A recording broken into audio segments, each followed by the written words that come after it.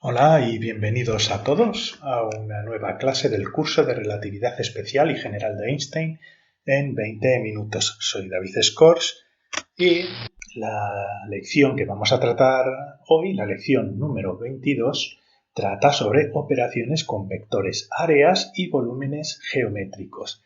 ¿Y por qué esta lección?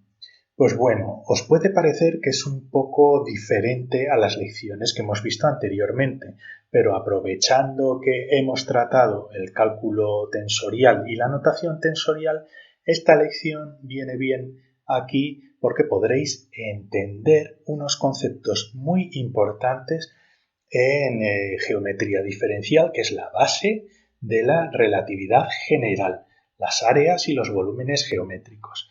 Si os gustan estas clases, si queréis recibir notificaciones sobre cuando las suba, pues os invito a suscribiros al canal pinchando en el pequeño ratoncito que hay aquí. Es conveniente también, antes de que veáis estas lecciones, que hayáis visto también el resto de lecciones sobre notación tensorial. Muy bien, para desarrollar una teoría de la gravitación geométrica, como es la relatividad general, necesitamos varias cosas. En primer lugar, necesitamos ecuaciones que sean independientes de las coordenadas que estemos utilizando, es decir, ecuaciones tensoriales, como ya hemos explicado en lecciones anteriores. Para ello es importante trabajar con tensores métricos, porque el tensor métrico nos define las características del espacio en el que estamos trabajando, ya sea relatividad especial, ya sea relatividad general o incluso en física cuántica. Muy bien, como estamos trabajando con una teoría que va a ser geométrica, vamos a tener que trabajar con áreas y volúmenes. Pero estas áreas y volúmenes las vamos a trabajar de una manera que probablemente no hayáis visto antes, porque van a estar orientadas en el espacio. Es muy importante.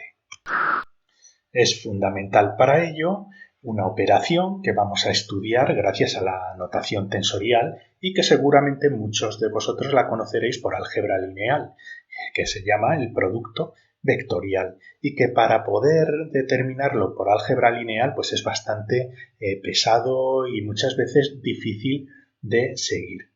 Además, con estas áreas y volúmenes estáis acostumbrados a trabajar como si fueran números, ¿no? Pues tantos metros cuadrados o tantos metros cúbicos. Y veremos que no, que realmente los conceptos de áreas y volúmenes tienen una orientación en el espacio.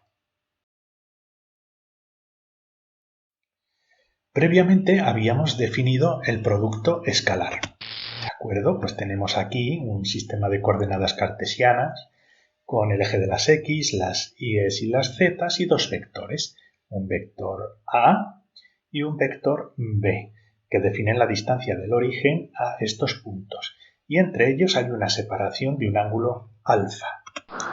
Y como sabéis, a partir de la definición del producto escalar de dos vectores, multiplicamos el vector A con el B y es igual a la multiplicación del tamaño de la magnitud de cada uno de los vectores por el coseno del ángulo alfa. Y a partir de esta definición, pues hemos desarrollado toda la notación tensorial.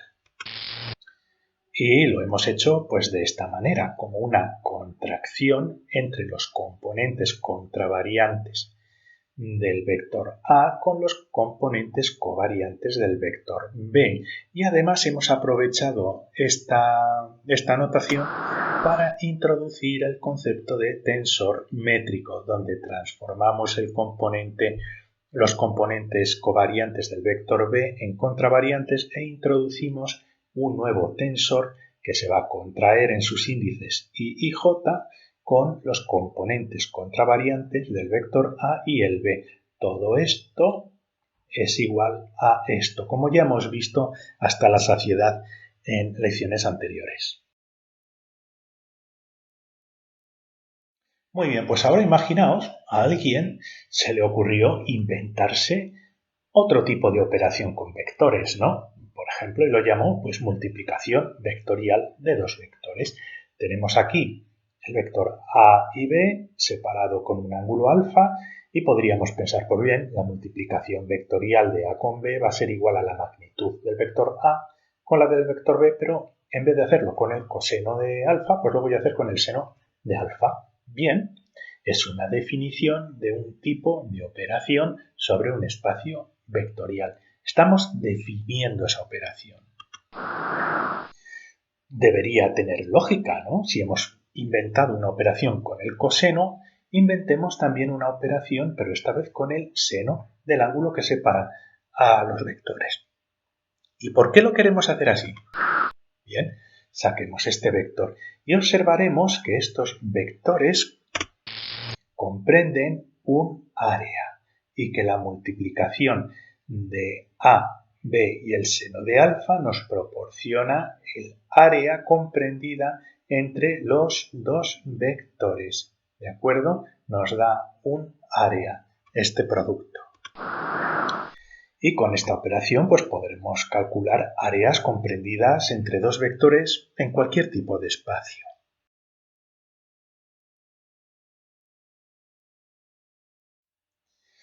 Pero a esta operación se le incorporó una nueva propiedad muy interesante, que la diferencia del producto escalar. Se le dio una direccionalidad en el espacio. Por ejemplo, aquí tenemos el vector A y B, el mismo vector A y B, pero ahora aquí vamos a multiplicar el vector A por el vector B con un producto vectorial y le vamos a asignar un vector que va a ser ortogonal a la superficie que comprenden los vectores A y B y con una direccionalidad. Y también vamos a añadir a esta operación que si, por ejemplo, multiplicamos el vector B por el A en vez del A por el B, va a ser el resultado otro vector de magnitud igual al área comprendida entre estos dos vectores y sentido opuesto al vector de la primera operación, menos A con una flecha. Esto diferencia el producto vectorial del producto escalar. El producto vectorial da como resultado un vector. La magnitud es igual al área comprendida entre los vectores que multiplicamos y su orientación sigue lo que se llama la regla de los dedos de la mano, etcétera, etcétera. Yo nunca me acuerdo de cómo funciona. Yo os lo voy a enseñar en notación tensorial, que no hay manera de equivocarse. Yo la verdad que me lío mucho con esto de la regla del tornillo, etcétera, etcétera. Ahora, el vector área, resultado de la multiplicación vectorial entre A y B, es normal, es ortogonal respecto a la superficie. Y esto lo que significa es que si multiplicamos el vector área con cualquiera de los vectores A y B mediante un producto escalar, esta operación da 0, porque tiene 90 grados con respecto al vector A y al vector B. Ya lo multiplicamos de una manera o de otra. Pues fijaos, con esta operación hemos definido un área o el cálculo de un área comprendida entre dos vectores que tiene una orientación en el espacio. Podríamos sustituir estos dos vectores y esta operación para definir un vector área que nos representa a toda esta área comprendida entre estos dos vectores. Y el resultado de considerar una multiplicación en este sentido o en el sentido opuesto vendrá dado por la orientación del vector área. Entonces os podéis preguntar, ¿y por qué se le ocurriría a alguien este tipo de operación? Estas operaciones no aparecen de la nada, entonces dentro del contexto de la física vamos a ver dónde surgió este tipo de operaciones. Pues bueno, todo comenzó en física clásica con el cálculo del momento angular. Aquí, por ejemplo, tenemos a la Tierra y a la Luna que está girando a su alrededor. La Tierra está separada de la Luna por un vector de posición en amarillo y la Luna va girando con un vector velocidad a su alrededor. ¿De acuerdo? Es un movimiento de giro. y alguien observó que el producto de la distancia entre estos dos objetos este objeto que está orbitando y el centro de rotación por la velocidad del objeto que está rotando es una cantidad conservada. Se conserva, es como la energía, ¿de acuerdo? Pero se observó también que tiene carácter vectorial. Por ejemplo, esta está girando en esta dirección, tiene una direccionalidad. Y esta direccionalidad la podemos representar mediante esta regla del tornillo con un vector que se denomina momento angular y cuya orientación indica el sentido de la rotación o el sentido de giro de este objeto que está, por ejemplo, orbitando. Y se observa además que, por definición, el producto entre la distancia y velocidad no es conmutativo. Ahora veremos qué significa eso, pero básicamente, si ahora consideramos el sistema opuesto, donde el objeto está girando en el sentido opuesto al inicial, ¿de acuerdo? Esta característica, este producto, todavía sigue siendo el mismo, pero tiene una orientación opuesta a la de la primera operación. Tiene un sentido inverso. Por lo tanto, si inventamos el producto vectorial entre el vector posición y velocidad, podremos obtener un vector al cual vamos a bautizar como momento angular y que tiene una orientación dependiendo de si el objeto gira hacia la izquierda o hacia la derecha.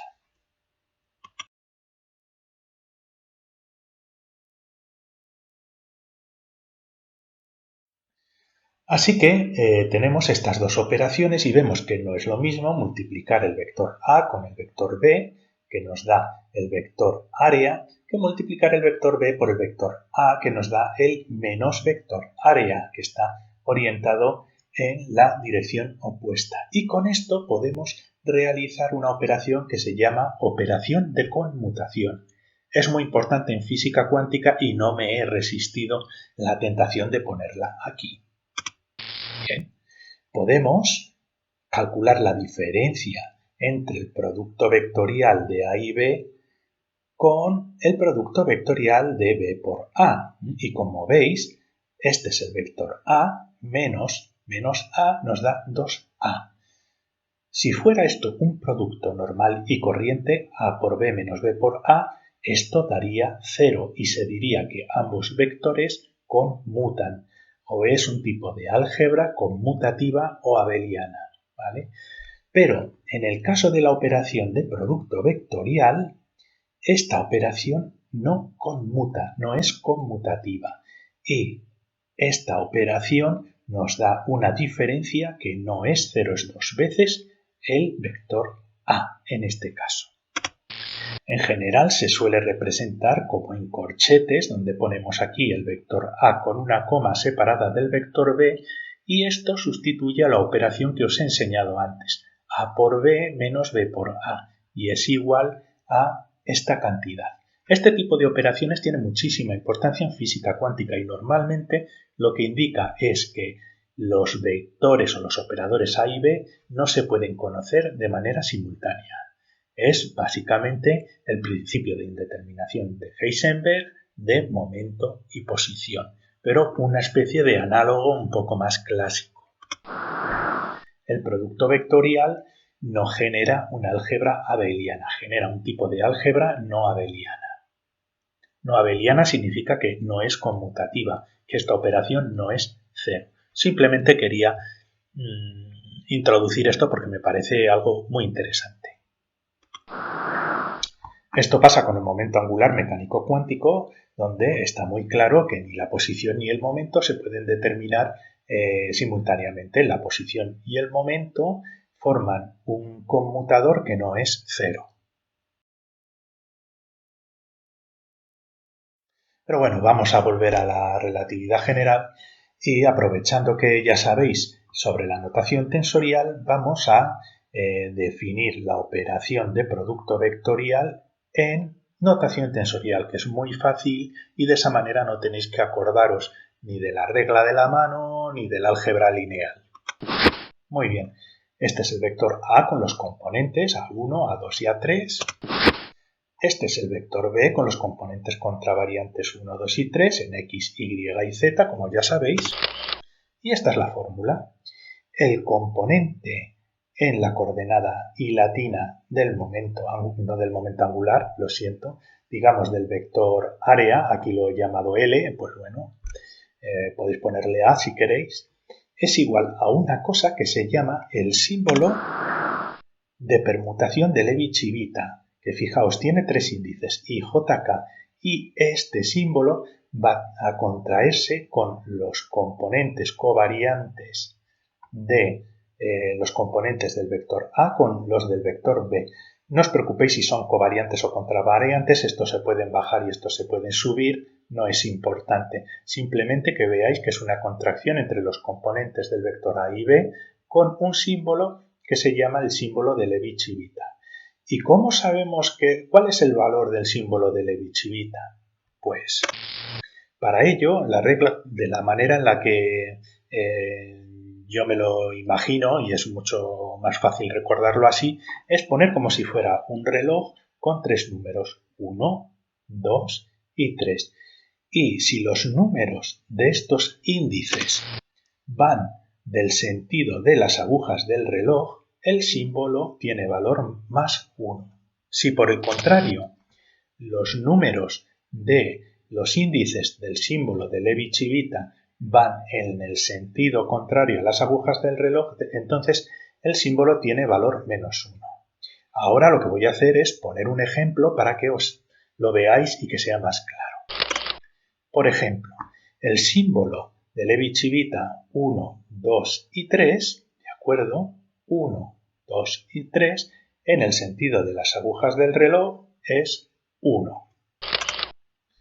Si el símbolo de Levi-Civita es 3, 1, 2, sigue siendo 1 porque es en el sentido de las agujas del reloj. Sin embargo, si es 1, 3, 2, 1, 3, 2, entonces es menos 1. Y podéis preguntar, ¿y qué pasa si tenemos dos números repetidos en los símbolos de Levi-Civita? Entonces son 0. Por eso ni los contemplo. Si tenemos 1, 1, 3, pues es 0. 3, 3, 1, 0. 2, 2, 2, 0. 2, 1, 2, 0. ¿Entendéis? Solo cuando los índices son diferentes y tienen el sentido apropiado tendrán valor más 1 y menos 1. Y lo aplicaremos en esta fórmula.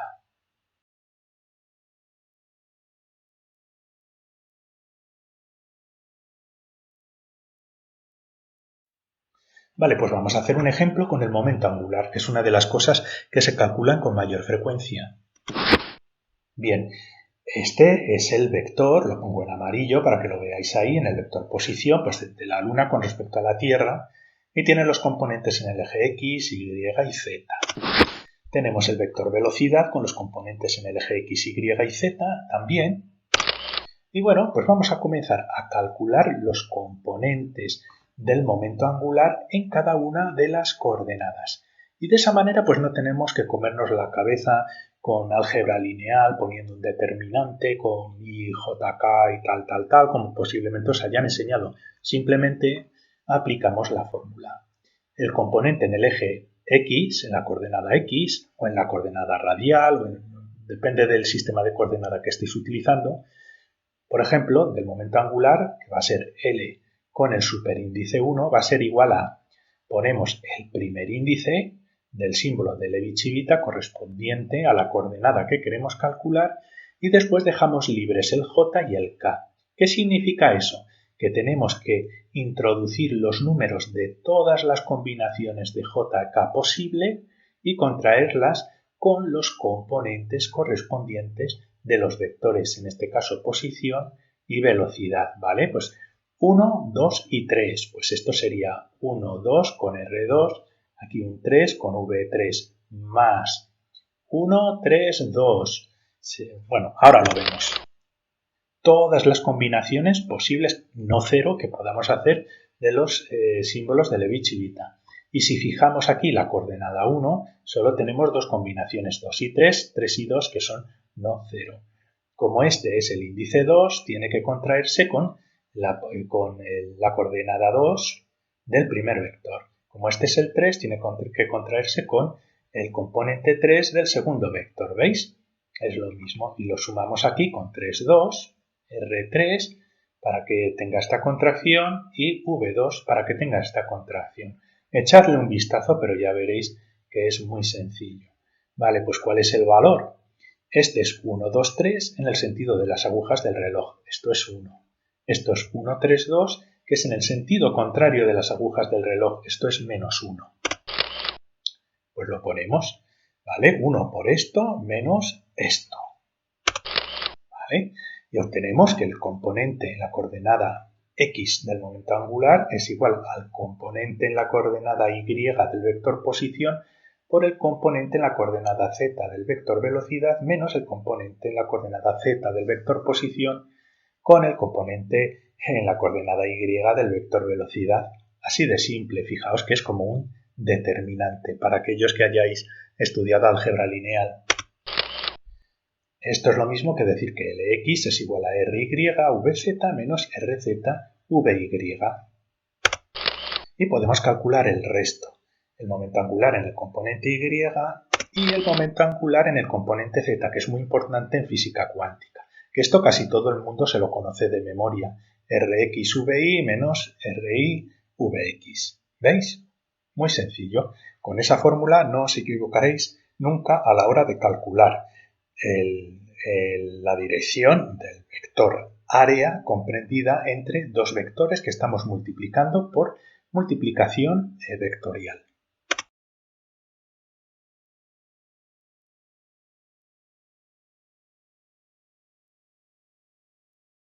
Muy bien, y ahora que tenemos un área geométrica, esto lo podemos generalizar a volúmenes geométricos. Pues aquí he puesto por simplificar un cuadrado y podemos representar este cuadrado con otro vector orientado en el espacio que tiene de tamaño el volumen del objeto y después una direccionalidad que nos va a indicar, pues, por ejemplo, si este cuadrado está mirando en esta zona o en esa zona o de esta manera o de esta manera. Esta es una manera muy intuitiva y visual de poder entender qué significa que un volumen esté orientado en el espacio. Esto tiene mucho sentido cuando estamos hablando de más de 3 dimensiones, como en relatividad especial y general, que tenemos el tiempo. Pero bueno, esta es una manera muy intuitiva.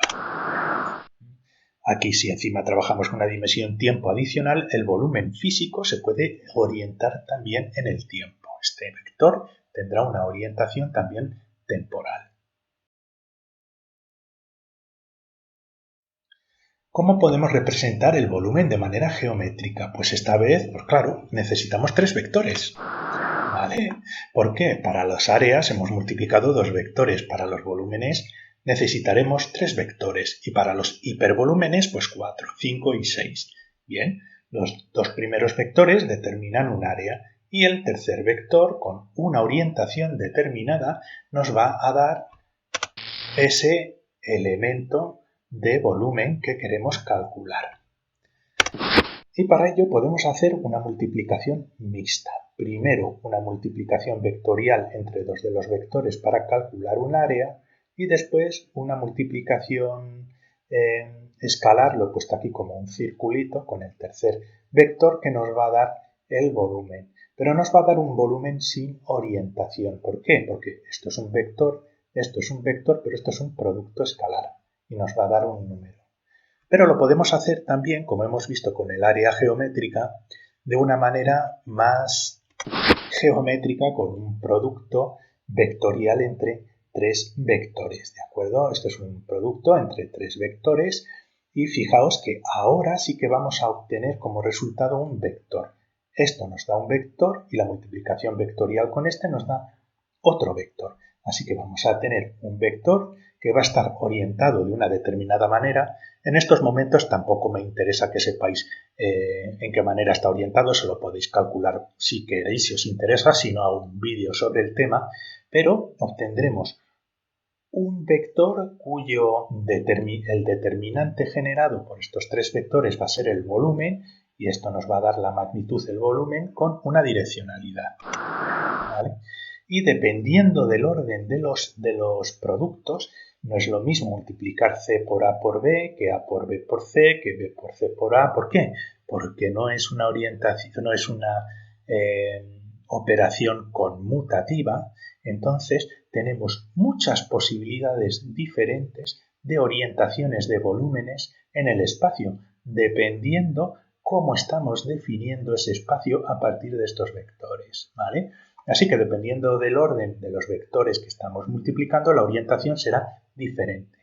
Simplemente para que lo tengáis en cuenta.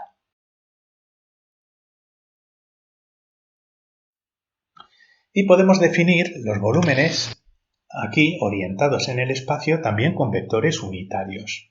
Entonces este es el volumen con su vector y con su flechita aquí, y podemos tener también nuestro volumen aquí, donde lo podemos representar como el tamaño, la magnitud del volumen que estamos considerando multiplicado por un vector unitario normal que nos indica la orientación de este volumen. Así que podemos representar los vectores volúmenes también en base a unas bases unitarias vectoriales. ¿De acuerdo? Esto no tiene otro misterio, simplemente que sepáis que se puede hacer. Lo podemos representar con bases unitarias normales a la superficie, digamos, tangentes a ese volumen. Esto es muy importante para definir densidades en un espacio geométrico como el de la relatividad general, ya que estáis acostumbrados a la densidad normal, pues tanta masa en un volumen. Pero en relatividad tenéis que tener en cuenta que esas densidades van a curvar el espacio. Entonces, muchas veces es muy importante cómo está orientado esos volúmenes en el espacio para curvarlo. Y esta manera de definir densidades, que ya la veremos un poquito más adelante, se va a aplicar en relatividad general para definir el tensor de energía y momento relativista, que forma parte de las ecuaciones de campo de Einstein. Así que aquí lo importante que quiero que tengáis en cuenta, el concepto importante es que el área y el volumen realmente se pueden definir, estamos definiéndolos con unas operaciones vectoriales, se puede definir de manera geométrica con una orientación en el espacio-tiempo. Conclusiones. Utilizando vectores y notación tensorial podemos definir áreas y volúmenes con orientación en el espacio. Es generalizable a cualquier número de dimensiones. Aquí estamos hablando de espacio-tiempo, pero podríamos poner 20 dimensiones. Y lo aplicaremos en relatividad general en un espacio de 4 dimensiones, que es bastante sencillo.